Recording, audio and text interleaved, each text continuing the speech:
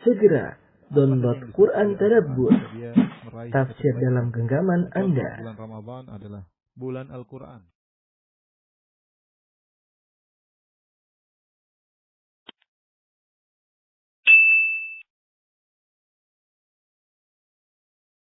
Bismillahirrahmanirrahim. Assalamualaikum warahmatullahi wabarakatuh. Alhamdulillahi ala ihsani wa syukru lahu ala taufiqihi wa amtinani. Asyhadu an la ilaha illallah wahdahu la syarika lahu ta'ziman li sya'ni wa asyhadu anna Muhammadan abduhu wa rasuluhu da'ila ridwani. Allahumma salli alaihi wa ala alihi wa ashabihi wa ikhwani. Para jemaah Majelis Ta'lim Rasuna Epicentrum yang dirahmati oleh Allah Subhanahu wa taala. Kita melanjutkan bahasan kita dari kitab Talbis Iblis karya Al-Imam Ibnu Jauzi Al-Hambali rahimahullahu taala. Dan kita sudah menyelesaikan muqaddimah, kemudian pada pertemuan lalu telah kita bahas juga tentang talbis iblis terhadap orang-orang yang memiliki akidah-akidah yang menyimpang dan agama-agama yang menyimpang. Dan kita masih belum selesai dari bab tersebut, yaitu bab 5 tentang orang-orang yang memiliki akidah-akidah yang menyimpang.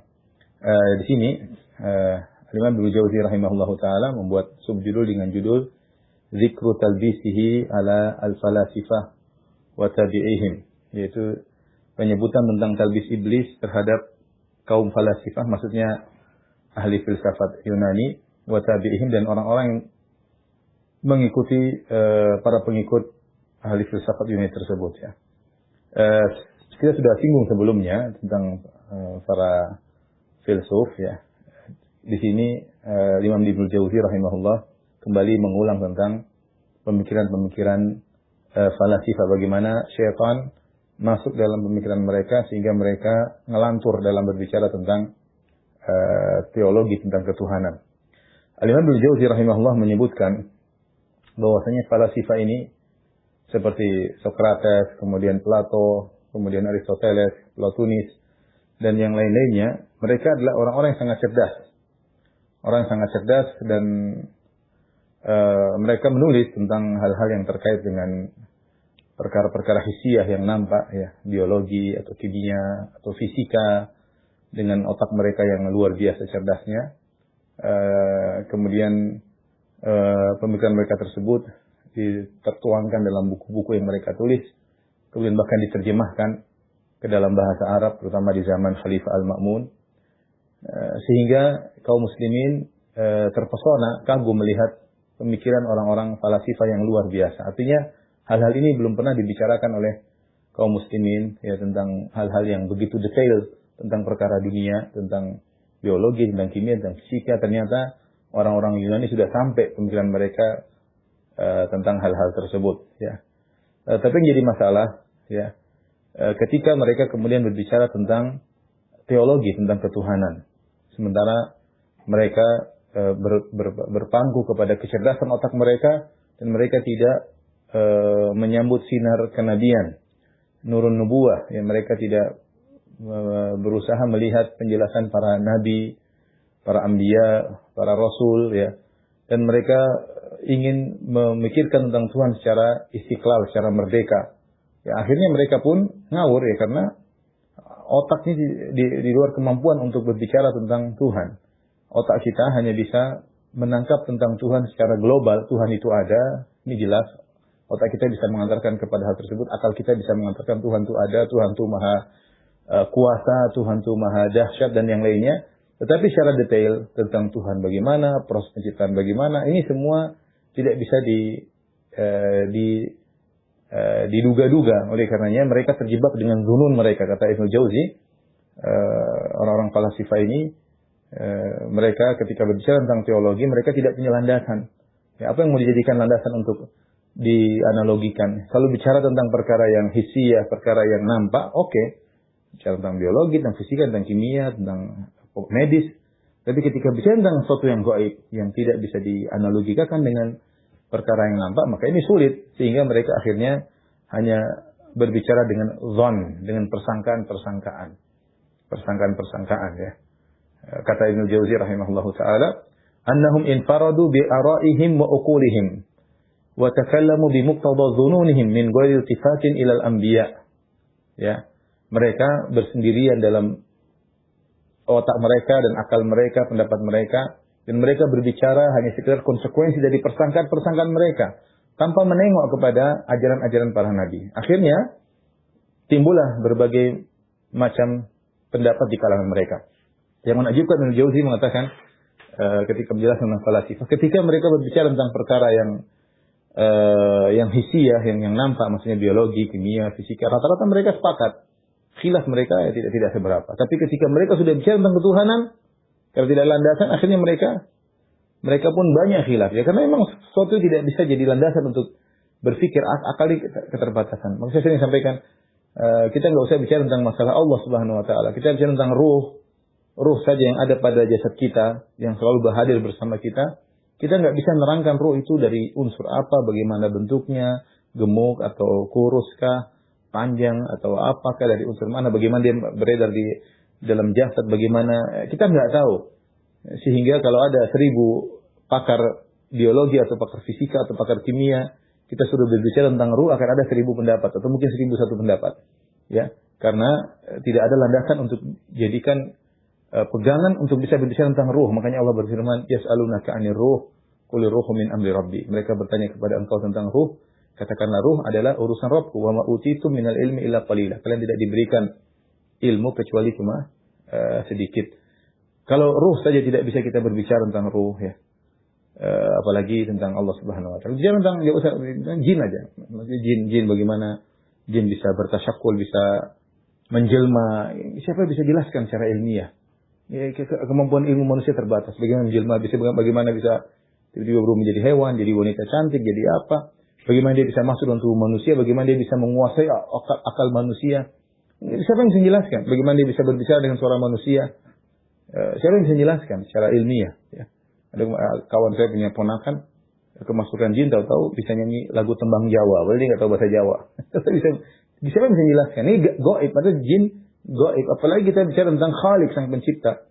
Ya, ketika kaum falasifah tidak punya landasan, mereka takallamu bimuqtada dhununihim, kata Ibnu Jauzi, mereka berbicara sekedar persangkaan-persangkaan, akhirnya mereka ngawur dan mereka berselisih dengan perselisihan yang sangat banyak.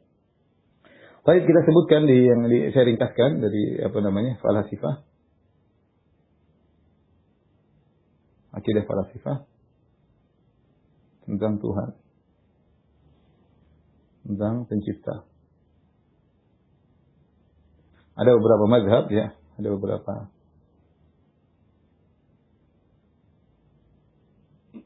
mazhab di kalangan mereka, ya.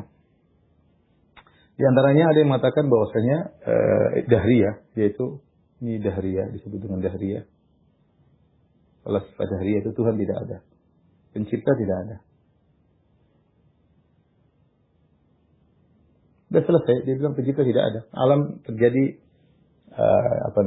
begitu saja tanpa ada pencipta. Mudah.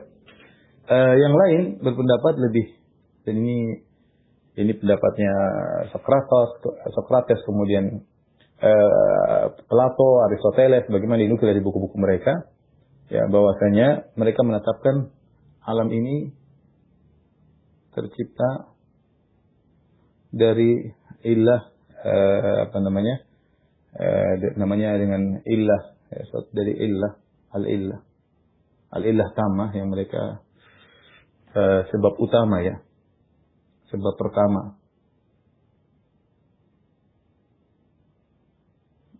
Causa prima kalau mungkin bahasa kerennya.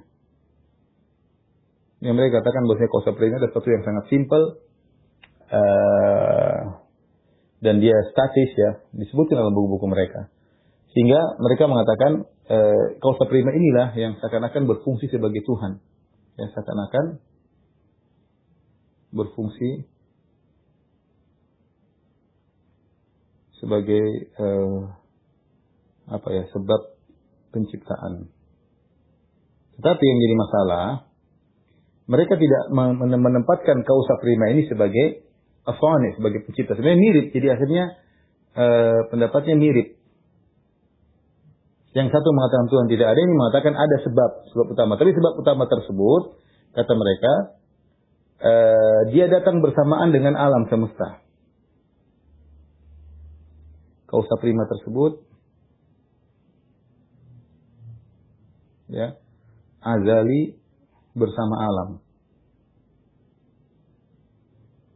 Ya, jadi bukan kausa prima dulu baru alam semesta belakangan, tidak. Jadi mereka mengatakan alam dan kausa prima ilah tadi sama-sama keberadaannya. Ya, sama-sama. Cuma ini sebab, ini akibat. Tetapi sebab dan akibat itu keberadaannya sama. Dan ini yang disebut dengan pemikiran tentang qidamul alam, bahwasanya alam semesta ini azali. Mereka tentu iblis masuk dalam pemikiran mereka. Mereka mengatakan bahwasanya kausa prima adalah suatu sebab yang sangat sempurna. Kalau suatu sebab yang sangat sempurna, maka sebab tersebut akibatnya tidak akan terlambat. Akibatnya akan bersamaan dengan sang sebab, sehingga munculnya bersamaan. Ya, kita berpikir sederhana, akibat pasti setelah sebab, ya kan? Kayak ini sebabnya, pena jatuh. Akibat pena jatuh. Kenapa pena jatuh? Karena sebabnya ada selepas. Ya, nggak ada namanya sebab dan akibat bersamaan. Kalau sebab dan akibat bersamaan, kita nggak tahu mana sebab, mana akibat. Ya. Tapi mereka kemasukan logika iblis. Mereka mengatakan kausa prima ini sangat sempurna. Sehingga sangat sempurna, akibat yang muncul dari dia tidak boleh terlambat. Harus sama persis dengan sebab tersebut. Sehingga melazimkan kata mereka, alam ini adalah azali bersama sebab tersebut. Jadi kata mereka kausa prima tersebut azali bersama alam. Karena sebab tersebut sempurna sehingga akibatnya tidak boleh terlambat. Harus bersamaan. Ini apa namanya? Logika ya. Ini kan main logika gitu. Kalau kita dalam Islam enggak. Innama amruhu idza arada syai'an an yaqul lahu kun fayakun. Kana Allah wa lam yakun syai'un ghairahu. Dulu Allah sendirian, tidak ada selain Allah Subhanahu wa taala.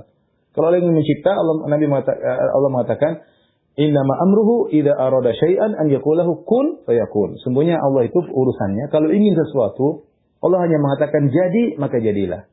Ada sebab, ada akibat. Akibat muncul belakangan setelah sebab, ya, langsung tanpa ada jeda, langsung tanpa ada jeda. Tapi mereka enggak. Kalau mereka orang falsafah, sebab dan akibat persis berbarengan. Ya, akhirnya sebab yang mereka sebut dengan kausa prima sebagai sebab terjadinya alam semesta ini, yang fungsinya seperti Tuhan, membuat mereka menyatakan alam semesta azali bersama dengan sebab tersebut. Ini yang pertama. Yang kedua, mereka mengatakan munculnya akibat. Dalam hal ini akibat maksudnya apa? Alam semesta, ya. Alam dari sebab adalah konsekuensi dari sebab. Ya, jadi mereka mengatakan sebab ini bukan berkehendak menciptakan akibat, tidak. Perhatikan ini terlalu tinggi, tapi ya begitulah ya. Mereka mengatakan, antum bisa baca dalam apa namanya Talbis Iblis ya. Jadi mereka mengatakan akibat alam semesta ini bukan terjadi karena keinginan dari kausa prima, tetapi dia terjadi merupakan konsekuensi dari sempurnanya kausa prima tersebut mengkonsekuensikan adanya alam. Jadi alam adalah hasil dari konsekuensi adanya sebab yang sangat sempurna. Beda kalau kita orang Islam, Tuhan menciptakan, Tuhan ingin menciptakan, Tuhan dulu maha sempurna, tidak ada sesuatu pun, kemudian Tuhan menciptakan. Kalau mereka enggak, jadi alam terjadi bukan karena kehendak kausa prima, jadi bukan, tapi adalah konsekuensi dari kausa prima, dibedakan. Akibat dari sebab adalah konsekuensi dari sebab, bukan kehendak kausa prima, bukan. Sehingga mereka mengatakan, mereka menolak kausa prima ini punya keinginan, ya, dan ini syubhat. Mereka bilang Tuhan sudah sempurna. Sebab ini kausa prima ini sudah sangat sempurna, sehingga dia tidak melakukan sesuatu karena tujuan tertentu. Karena kalau dia melakukan sesuatu karena tujuan tertentu, maka dia bukan Tuhan, dan macam-macam ya. Intinya inilah kesimpulannya, mereka dimasuki oleh iblis sehingga mereka mengatakan alam semesta ini adalah azali, bukan dari tidak ada menjadi ada, tapi sejak azali sudah ada ya. Kemudian jadi konsekuensinya alam ini azali. Konsekuensinya alam azali.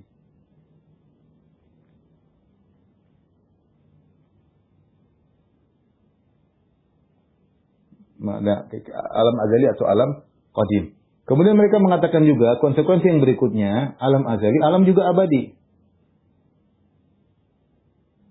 Jadi tidak ada namanya alam hilang, alam abadi. Kita sudah melihat matahari jutaan tahun tidak berubah, abadi, tidak akan ada namanya alam hancur. Sebagaimana dia azali dan dia berarti keberadaannya adalah azali, pasti adanya. Maka kalau dia azali, maka dia juga akan abadi. Ya, ini semua murni logika. Ya. Nah, makanya kemudian timbul perselisihan di kalangan. Mereka sudah bahas tentang masalah bagaimana pengaruh filsafat terhadap pemikiran firqah-firqah yang ada dalam pengajian khusus tersendiri. Bagaimana pengaruh filsafat terhadap Jahmiyah, terhadap Mu'tazilah, terhadap Asy'ariyah, terhadap ahli filsafat seperti Ibnu Sina dan yang lainnya. Tapi intinya ini benar-benar murni konsekuensi dari logika mereka. Tanpa ada dalil sama sekali. Mereka mempersyaratkan Tuhan harus begini, Tuhan harus begini, Tuhan harus memunculkan akibat tanpa akibat tersebut tidak boleh belakang, tapi bersamaan dengan Tuhan tersebut. Tuhan tersebut alam yang muncul bukan karena keinginannya, tapi konsekuensi dari kesempurnaannya. Dan alam ini azali dan alam ini adalah abadi. Dan ini semua tentunya bertentangan dengan akidah yang kita miliki. Tentu ini Ibnu Jauzi rahimahullah ketika menyebutkan ini hanya sebagian, karena semuanya mereka sendiri khilaf antara Plato dengan Aristoteles dengan Platonis. Mereka ada khilaf yang kuat yang sudah pernah saya sampaikan dalam kajian tersendiri. Baik, ini satu mazhab. Mazhab yang lain, ini mazhab pertama, mazhab kedua. Jadi saya katakan dari mazhab pertama Dahriyah mirip dengan mazhab kedua. Dari sisi sebenarnya Tuhan tidak ada ya, sebenarnya Tuhan tidak ada karena alam terjadi bukan karena kehendak Tuhan, tapi konsekuensi dari sebab yang sempurna tadi. Tapi ada pendapat yang ketiga.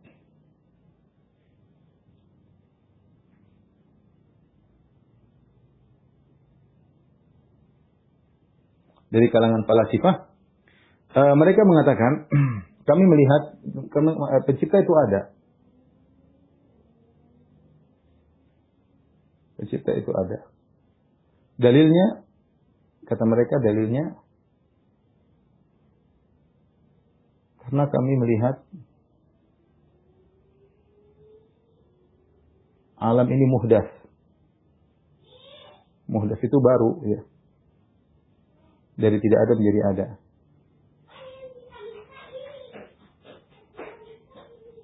Banyak ya.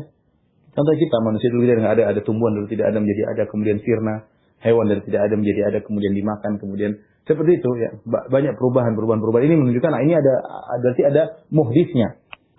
Semua ini adalah sesuatu yang muhdas, berarti ada penciptanya. Terus mereka mengatakan lagi, tetapi kami jadi bimbang ketika ada seorang di lautan mau tenggelam, kemudian dia minta tolong kepada Tuhannya, dia tidak ditolong. Lalu Tuhan ini jadi masalah ini. Berarti seakan-akan Tuhan tidak ada. Logika kami menunjukkan Tuhan itu ada, tapi kenyataan Tuhan itu tidak ada. Sehingga akhirnya mereka pun mulai berbicara tentang, mereka pun khilaf. Khilaf tentang hakikat pencipta tersebut. Ada 3 pendapat, ya. Ada yang mengatakan bahwasanya Ibnu Jauzi menyampaikan pendapat pertama, Tuhan tersebut ketika menciptakan, dia melihat ciptanya sudah sempurna, dia takut nanti ada perubahan, maka dia pun bunuh diri. Ya. Tuhannya bunuh diri. Ini pendapat mereka. Kita bilang kok aneh Ustaz, ini konsekuensi logika saja. Logika masing orang logika macam-macam. Dilihat begini, Tuhan mungkin ada setelah cipta dia bunuh diri. Karena kalau tidak bunuh diri ya nanti alam bisa berubah. Dia sudah ciptakan alam yang sangat sempurna. Kalau gitu tidak ada fungsinya lagi, dia bunuh diri. Alam sudah sempurna. Tuhan bunuh diri. Dia bilang, buktinya kita panggil-panggil Tuhan, Tuhan tidak muncul. Tuhan berarti sudah tidak ada. Ini pendapat yang pertama. Pendapat yang kedua, dia mengatakan Tuhan lemah. Ya. Tuhan menciptakan makhluk terlalu hebat.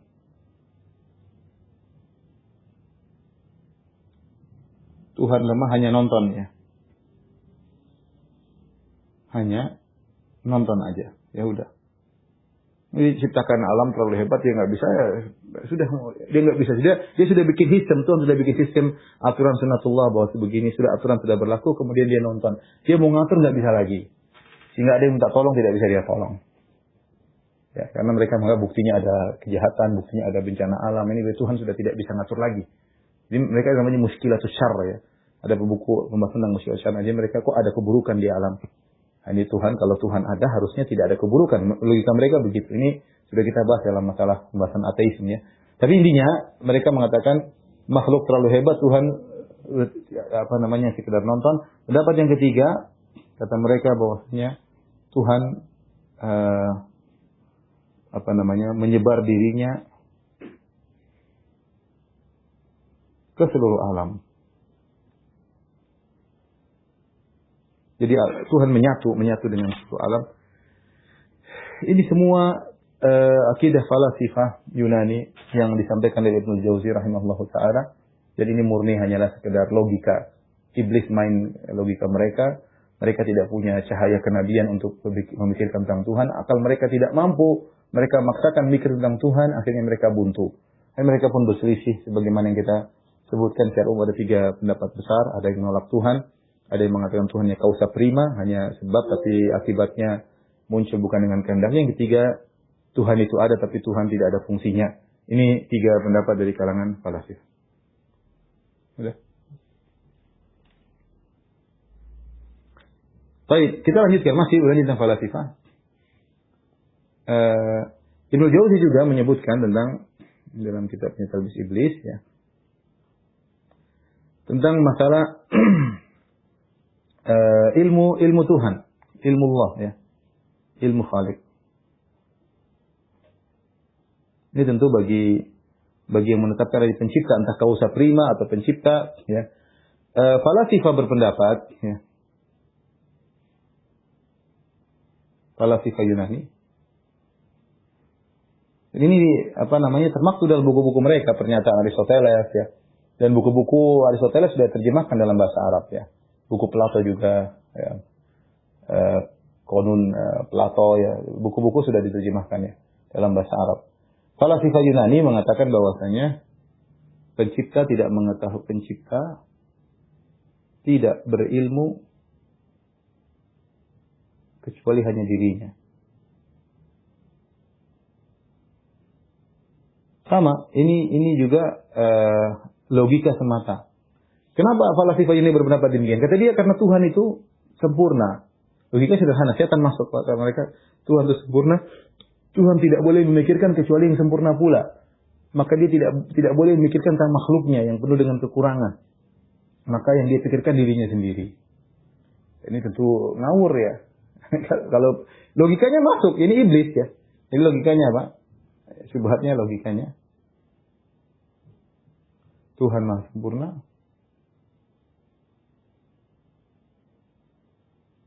Dan tidak boleh mikir. Kecuali yang sempurna pula. Yaitu dirinya.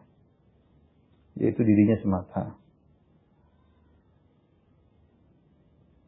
Kalau kita lihat sekilas logis. Ya, logis menurut falasifah Yunani. Tapi kalau kita praktekkan inilah kekurangan. Masa Tuhan tidak tahu. Kelazimannya apa? Tuhan tidak tahu apa yang terjadi sekarang. Tuhan hanya tahu tentang dirinya saja. Dia tidak tahu sekelilingnya.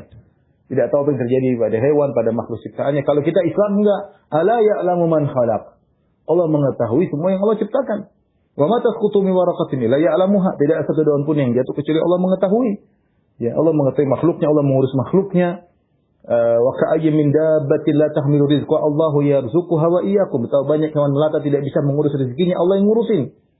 Allah tahu ya. Ya'lamu kha'inatal a'yun wa ma tukhfi sudur. Allah tahu lirikan mata dan apa yang disembunyikan dada manusia. Allah tahu. Ya, semuanya Allah tahu ya. Kalau mereka enggak, logika mereka ini logika bahaya. Allah Tuhan sempurna, Tuhan tidak boleh mikirkan sesuatu sempurna, berarti Tuhan hanya tahu tentang dirinya saja. Selainnya enggak tahu. Maka aneh.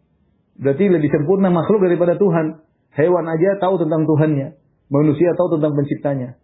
Ya, manusia saya Firanda. Saya mikirkan diri saya mikirkan anak istri saya mikirkan tentang Allah Subhanahu wa taala, saya mikirkan alam semesta, banyak yang saya pikirkan.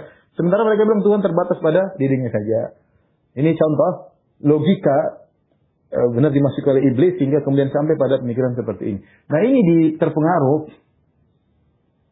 mempengaruhi Ibnu Sina. Ya. Logika ini mempengaruhi Ibnu Sina, terpengaruh dengan logika ini. Disebutkan oleh Ibnu Jauzi ya. Sehingga tapi dia lebih mending sedikit ya. Dia mengatakan namun lebih mending sedikit. Dia mengatakan Allah mengetahui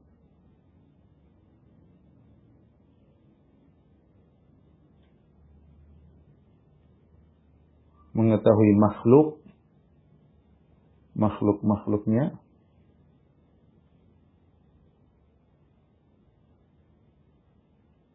secara kulli.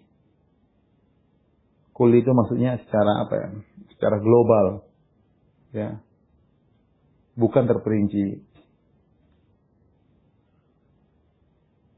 Jadi Allah hanya mengetahui secara sunnatullah berlaku bahwasanya kalau orang menikah punya anak misalnya, kalau orang tidak makan maka mati. Allah hanya tahu secara kuliah seperti itu. Adapun secara terperinci, Firanda sekarang sedang ngapain, kita sedang ngapain, Allah tidak tahu. Syubhatnya sama. Ibnu Sina punya syubhat, dan ini saya sudah bahas dalam tesis saya. Syubhatnya apa? Logika Ibnu Sina. Ya, makhluk berubah-ubah. Makhluk itu berubah-ubah dan ada yang buruk. Tidak pantas Allah memikirkan ini semua.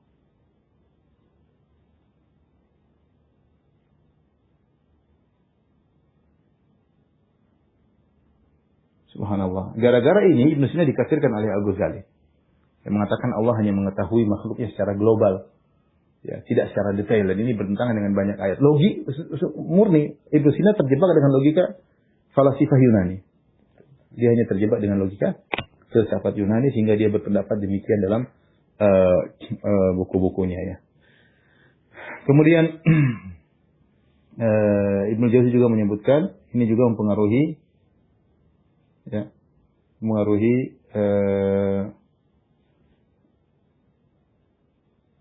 Mu'tazilah, mempengaruhi Mu'tazilah.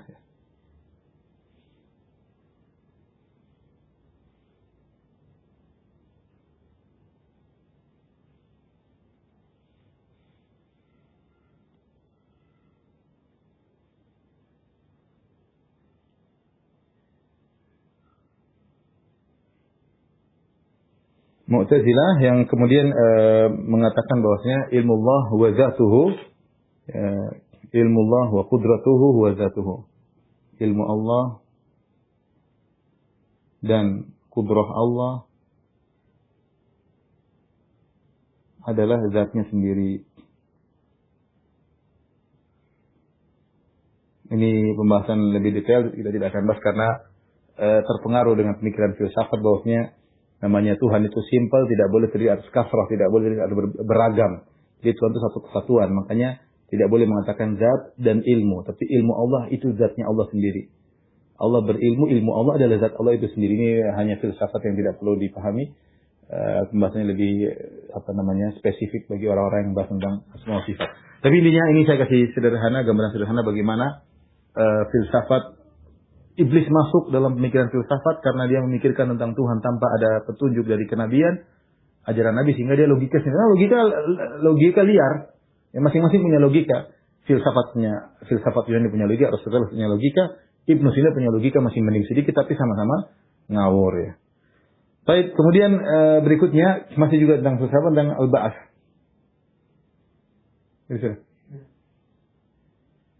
Tentang hari kebangkitan. Akidah falasifah.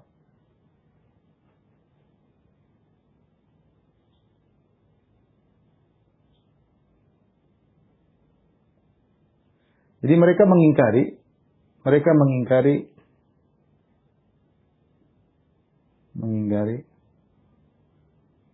kebangkitan jasad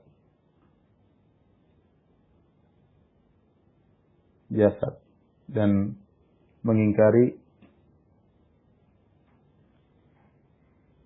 dikembalikan ruh ke jasad. Ruh ke jasad. Ini sehingga mereka mengatakan bahwasanya surga dan neraka tidak ada ya. Surga dan neraka tidak ada. Dan neraka tidak ada. Ini sama, ini mempengaruhi pemikiran Ibnu Sina. Ibnu Sina terpengaruh. Dalam kitabnya Risalah Al-Wahiyah, Ibnu Sina mengatakan tidak ada kebangkitan jasad.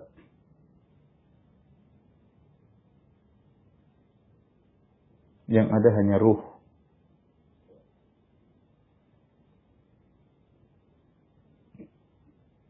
Gara-gara ini juga beliau dikafirkan.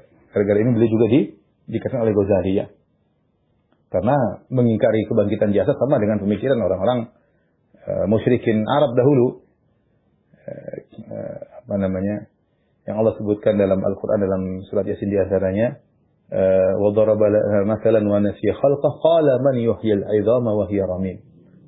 Orang kafir mengatakan, siapa yang bisa menghidupkan kembali tulang belulang ini setelah sirna ya. Sehingga dia mengatakan tidak mungkin dibangkitkan jasad. Kenapa? Murni logika. Karena logika mereka tidak sampai.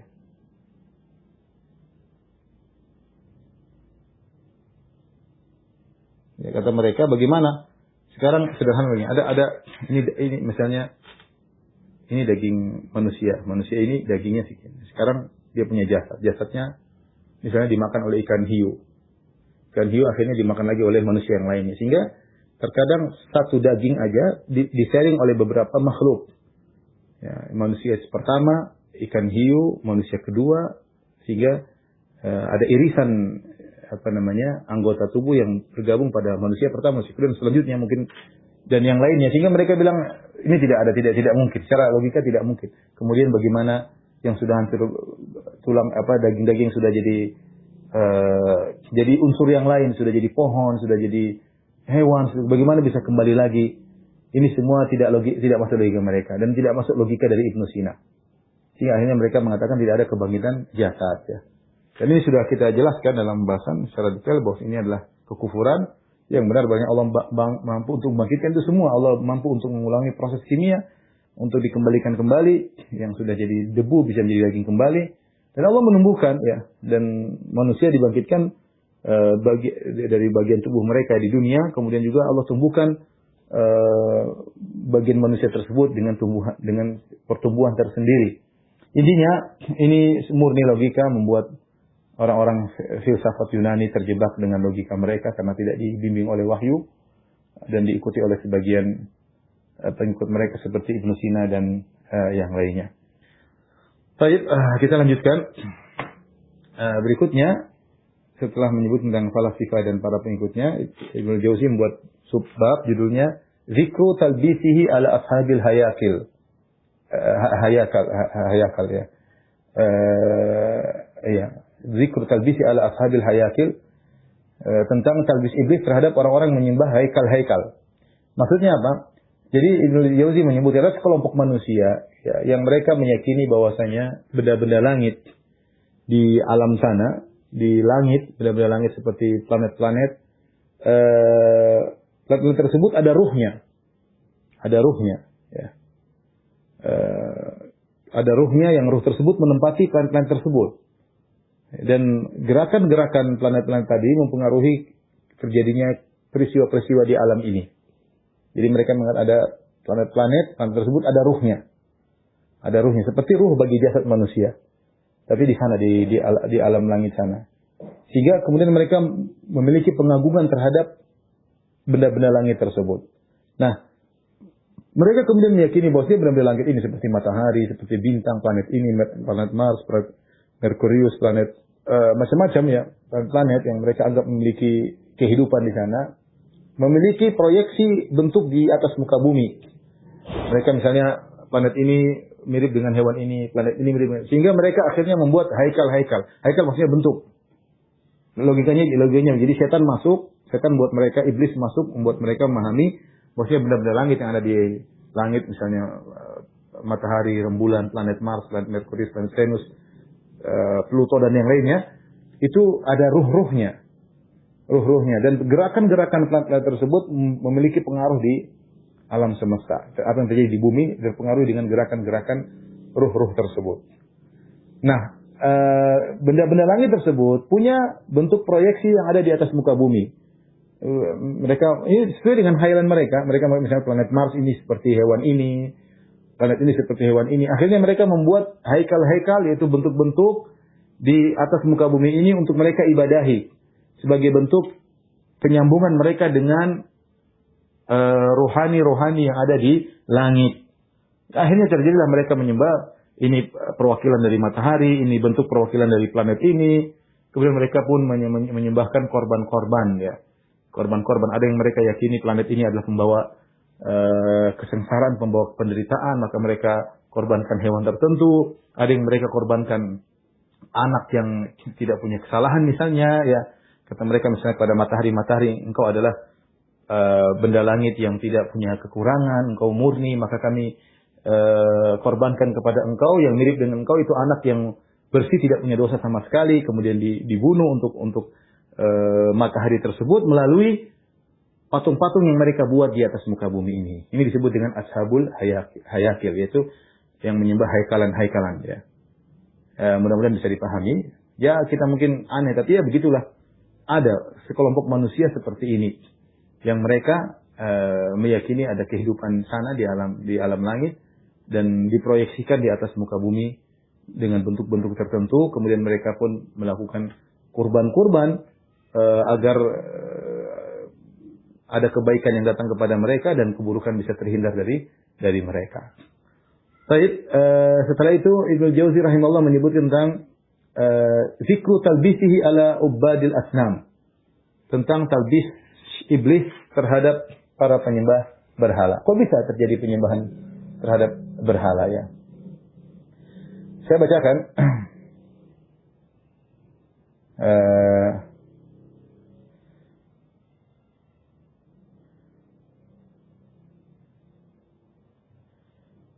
Fasababuha al-mail ila al-hasan wal-a'rad an muqtada al-aql, ya. Da'a iblis la'anahu Allah khalqan katsiran ila ibadati as-suwar wa abtala inda haula'i amal al-aql bil marrah, faminhum man hasana lahu annaha al-aliha wahdaha wa minhum man wajada fihi qalila fitnah fa'alima annahu la yuwafiquhu ala hadha fazayyana lahu anna ibadata hadhihi tuqarribu ila al-khaliq ma na'budu illa liqarrabina ila Allah zulfa. Iblis kali ini masuk kepada kecintaan terhadap bentuk, kecenderungan manusia untuk melihat bentuk-bentuk yang indah, ya, sehingga akal dibuang sama sekali. Iblis caranya akal dibuang.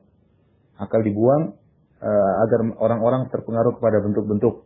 Kemudian digambarkan kepada mereka bahwasanya patung-patung ini adalah sesembahan yang punya pengaruh kalau disembah. Kalau ada sebagian mereka yang menggunakan akalnya bahwasanya kok bisa kita nyembah patung, maka iblis menghiasi lagi dengan berkata, yang kalian sembah ini untuk mendekatkan kalian kepada Allah Subhanahu wa taala. Sebagaimana pernyataan orang-orang musyrikin yang Allah abadikan dalam Al-Qur'an, mereka berkata, "Ma na'buduhum illa liqarribuna ila Allahi zulfa." Kami tidak menyembah sembahan-sembahan kami kecuali untuk mendekatkan kami kepada Allah dengan sedekat-dekatnya. Jadi kalau bisa langsung menyembah berhala-berhala tersebut, iblis jebak mereka bisa, ya sudah, akal tidak dipakai. Atau kalau mereka masih berakal, berpikir kok bisa kita nyembah patung, maka iblis membuat syubhat bahwasanya penyembahan tersebut dalam rangka mendekatkan kalian kepada Allah Subhanahu wa taala. Adapun asal muasal penyembahan terhadap berhala sebagaimana pernah kita sampaikan tentang kisah kaum Nabi Nuh. Kisah kaum Nabi Nuh yang di mana di situ ada orang-orang soleh yang Allah sebutkan Wad, Suwa, Yaghus, Ya'uq, Nasr, 5 orang soleh yang mereka senantiasa beribadah di suatu tempat. Ketika mereka meninggal maka orang-orang membangun patung dalam rangka untuk mengenang, ya. Awalnya bukan untuk disembah, tapi untuk apa? Mengenang. Patung-patung soleh tersebut kalau dilihat membuat masyarakat termotivasi untuk beribadah kepada Allah Subhanahu wa taala. Dibuatlah patung tersebut dan dinamakan dengan nama orang-orang soleh tersebut. Lama kelamaan berjalan dengan waktu, ya. hatta idza halaka ulaik wa nusiya al-ilmu ubidat, kata Ibnu Abbas menceritakan tentang kisah ini. Ketika para generasi yang membangun patung-patung tersebut meninggal dunia, muncul generasi berikutnya dan ilmu sudah dilupakan, tidak ada yang mendakwakan tentang tauhid. Akhirnya datang syaitan mengatakan ini patung-patung disembah. Disembah agar mereka diri kalian kepada Allah Subhanahu wa taala. Ubidat, akhirnya patung-patung tersebut disembah. Ini awal, ya. Awal adalah patung-patung tersebut perwakilan dari orang-orang saleh yang kalau disembah membuat mereka dekat kepada Allah Subhanahu wa taala. Kemudian berkembanglah penyembahan terhadap berhala sampai pindah ke Jazirah Arab, sampai ke Quraisy, ya. Dibawa oleh seorang bernama Amr bin Luhai al-Khuzai. Amr bin Luhai al-Khuzai ini adalah seorang pemimpin dari Bani Khuza'ah. Khuza'ah dahulu sempat menguasai kota Mekah. Ya, kita tahu bagaimana perjalanan Nabi Ibrahim alaihissalam ketika meletakkan anaknya Ismail di kota Mekah. Kemudian Ismail alaihissalam menikah dengan wanita dari kabilah Jurhum. Kemudian akhirnya setelah Ismail alaihissalam meninggal dunia, kota Mekah dikuasai oleh kabilah Jurhum. Setelah itu kabilah Jurhum melakukan kemaksiatan macam-macam. Akhirnya dikuasai oleh kabilah Khuza'ah. Kota Mekah dikuasai oleh kabilah Khuza'ah. Di antara pemimpin kabilah Khuza'ah namanya Amr bin Luhai al-Khuzai. Dan dia adalah Sayyidul Muta', kata Ibnu Katsir. Dia adalah rahimahullah seorang yang pemimpin yang ditaati. Maka dia satu hari pergi ke negeri Syam. Kemudian dia mendapat berhala di sana. Orang-orang menyembah berhala. Dikatakan berhala ini bermanfaat. Maka dia import berhala tersebut ke kota Mekah. Kemudian dia panggil orang-orang untuk menyembah berhala tersebut. Akhirnya orang-orang pun menyembah berhala. Maka mulailah booming penyembahan terhadap berhala. Masing-masing kabilah punya berhala-berhala yang disembah. Sampai demen pada nyembah patung, nyembah batu. Maka ada namanya berhala, namanya Manat, ya. Ada Lata di Taif, ya. Kemudian ada namanya berhala Uzza di Wadi Nakhlah. Kemudian ada berhala Manat di Sahil Bahar, ya. Ini macam-macam. Ada Hubal berhala di Ka'bah yang diagungkan oleh orang-orang Quraisy. Yang ketika dalam perang Uhud, Abu Sufyan menyebut-nyebut Hubal, dia mengatakan U'lu Hubal, maha tinggi, Hubal maha tinggi. Macam-macam berhala disembah. Sampai ada berhala yang disembah namanya Isaf wa Na'ilah. Isaf dan Na'ilah ini adalah dua orang sejoli lelaki wanita yang saling mencintai di negeri Yaman, dan mereka tidak bisa untuk bertemu dan tidak bisa untuk berhubungan. Akhirnya mereka berhaji. Ketika mereka sedang berhaji, kemudian mereka rindu dan mereka melihat orang sedang lalai. Akhirnya mereka masuk dalam Ka'bah dan mereka berzina dalam Ka'bah. Akhirnya mereka berzina dalam Ka'bah. Allah rubah mereka menjadi patung. Dirubah jadi patung. Setelah itu orang-orang mendapati mereka dalam kondisi jadi patung, dikeluarkan. Awalnya diletakkan di luar Ka'bah sebagai pelajaran. Bahwa inilah contoh orang yang bermaksiat akhirnya dirubah menjadi patung. Namun berjalan dengan waktu, iblis datang membisikkan macam-macam kepada masyarakat. Akhirnya disembah. Sebuah orang datang, akhirnya sembah Isaf dan Na'ilah. Mengusap patung ini. Kalau lagi tawaf diusap. Kalau mereka ingin melakukan sesuatu, mereka mengundi nasib di hadapan patung tersebut. Jadilah banyak patung-patung yang disembah. Saking demennya mereka menyembah patung, mereka kalau kemana-mana mereka bawa patung. Mereka terkadang kalau lupa bawa Tuhan, mereka cari batu empat. Disebutkan oleh Ibnu Jauzi kisah-kisah tersebut. Mereka cari batu empat. Kalau ada batu satu yang paling bagus, mereka jadikan Tuhan. 3 batu yang lain dijadikan sebagai tungku untuk kidir, untuk untuk masak, ya. Untuk masak bertumbuh pada 3 batu. Satunya jadikan Tuhan. Bahkan dalam satu riwayat disebutkan mereka satu hari berjalan di tengah perjalanan, kemudian mereka kehilangan Tuhan mereka. Maka di antara mereka ada yang berkata, "Iltamisu rabbakum." Carilah Tuhan kalian yang baru, karena Tuhan kalian hilang. Akhirnya mereka cari. Tidak lama mereka sedang mencari, tiba-tiba ada suara lagi mengatakan, "Inna wajadna rabbakum." Kita sudah dapat Tuhan kalian, au shibhahu, atau yang semisal dengan Tuhan kalian. Jadi hobi, ya, untuk menyembah patung. Bahkan kalau mereka tidak dapat batu, sebagaimana disebut oleh, kalau tidak salah, Abu Raja At-Taridi, ya. Kalau tidak dapat batu, mereka ambil pasir, kemudian mereka tumpuk, mereka kasih semacam susu supaya bentuk gundukan, kemudian mereka tawaf. Intinya demen menyembah berhala.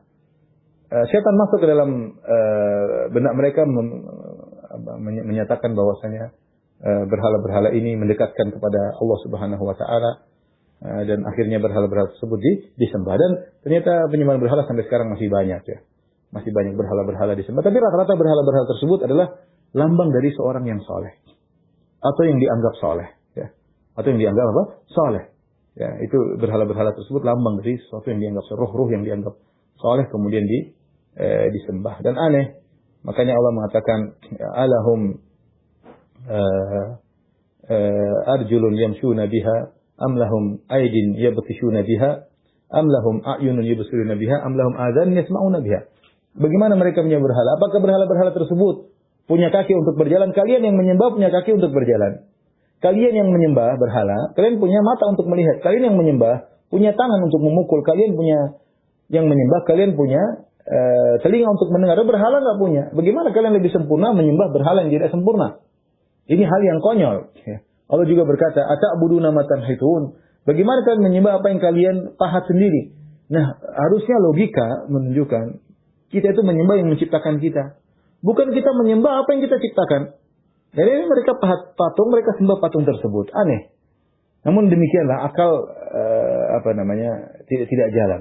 Maka benar firman Allah Subhanahu wa taala dalam surat Ar-Rum, ya'lamuna zahiran minal hayatid dunya wa hum 'anil akhirati hum ghafilun. Ya, perkataan Syekh Sa'di indah tentang ayat ini mengatakan orang kafir itu benar-benar ahli dalam perkara dunia. Mereka tahu secara detail, mereka menemukan penemuan yang begitu banyak ya. Pesawat, kapal, teknologi, tapi kalau sudah bicara tentang akidah, otak mereka nggak jalan ya. Di antara mereka ada yang menyembah nabi, di antara mereka ada yang menyembah berhala, di antara mereka ada yang menyembah sapi, di antara mereka yang ateis. Otak mereka tidak jalan. Ya alamuna zahir min hayatid dunya. Mereka tahu tentang keindahan dunia, tetapi akhirat mereka lalai. Ya, oleh karenanya ini di antara tipuan syaitan sehingga menjadikan orang-orang akhirnya menyembah berhala. Di antara berhala tersebut kalau disembah mendekatkan kepada Allah Subhanahu wa taala. Dan demikian saja Kang Oji dan kawan-kawan yang bisa saya sampaikan. Insyaallah kita lanjutkan pada kesempatan yang lain. Kita mohon maaf. Wabillahi taufiq wal hidayah. Assalamualaikum warahmatullahi wabarakatuh.